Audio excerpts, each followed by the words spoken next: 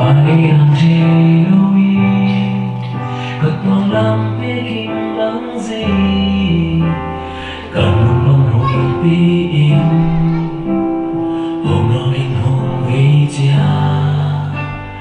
Cả bay đang giọt tòn Jeloui Hoàn kinh yên kế không kiát cha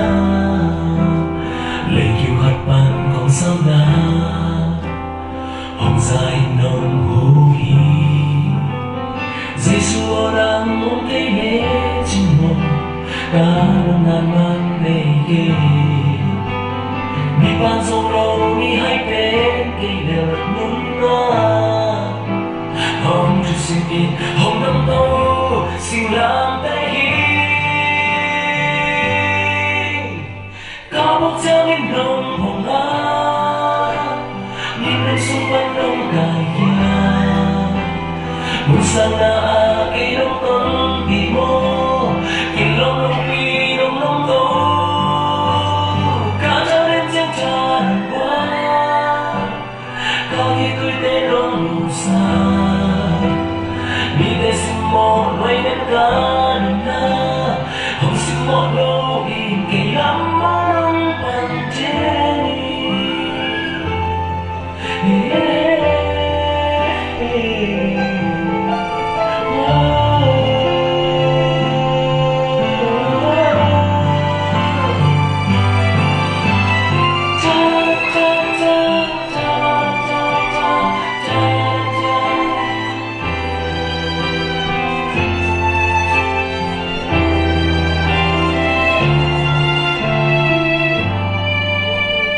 Pailang Jeloui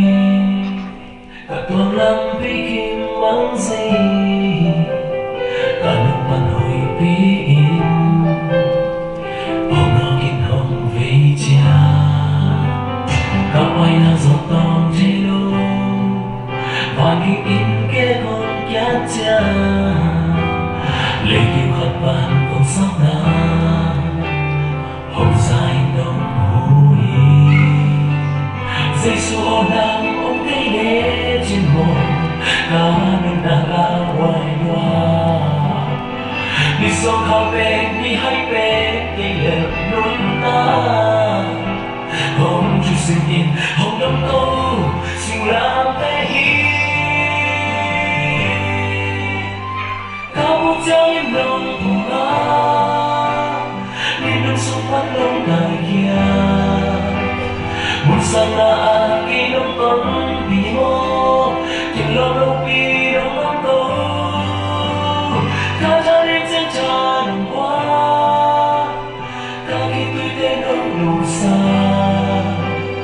Vì tên xin một nuôi đến cả đường na Không xin một lâu in kỳ lắm mà đông bằng trên đi Cả bốc treo lên đông hồng á